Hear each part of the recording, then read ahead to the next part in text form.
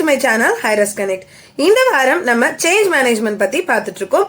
அதுல இன்னைக்கு நம்ம பார்க்க போறது tips to handle an organizational change very effectively. Number 1, be informed. நான் ஏற்கனவே சொன்ன மாதிரி சேஞ்ச் மேனேஜ்மெண்ட் அப்படிங்கிறது ஒரு structured execution by the management. So crisis induced சேஞ்சை தவிர மற்ற எல்லா சேஞ்சுமே இன்னைக்கு சொல்லி நாளைக்கு நடக்க போறது கிடையாது. It takes over a period. So நீங்க உங்களோட சீனியர் டீம் மெம்பர்ஸான டிஎல்ஸ், மேனேஜர்ஸ் இல்ல பக்கத்து டீம்மேட்ஸோட ஒரு ஹெல்தி அஃபிஷியல் கம்யூனிகேஷன் ப்ராப்பரா மெயின்டைன் பண்ணிட்டு இருந்தீங்க அப்படின்னா, and also when you have an active listening, நீங்க ஒரு சேஞ்ச் வரதுக்கு முன்னாடியே அதை ப்ரெடிக்ட் பண்ணி கண்டுபிடிக்க முடியும். அப்படி கண்டுபிடிக்கிற ஒரு கெப்பாசிட்டி உங்களுக்கு வளரும் போது உங்களோட ப்ரிப்பேர்ட்னஸும் இன்க்ரீஸ் ஆகும். நம்பர் 2, எவாலுவேட் யுவர் கெரியர் பாத். எவ்வளவுதான் ஒரு சேஞ்ச் ஆர்கனைசேஷனலோட பெனிஃபிட்காகவே இருந்தாலும் அது உங்களோட பெனிஃபிட்காகவும் இருக்குதா அப்படின்னு அனலைஸ் பண்ண வேண்டியது ரொம்ப இம்பார்ட்டன்ட்.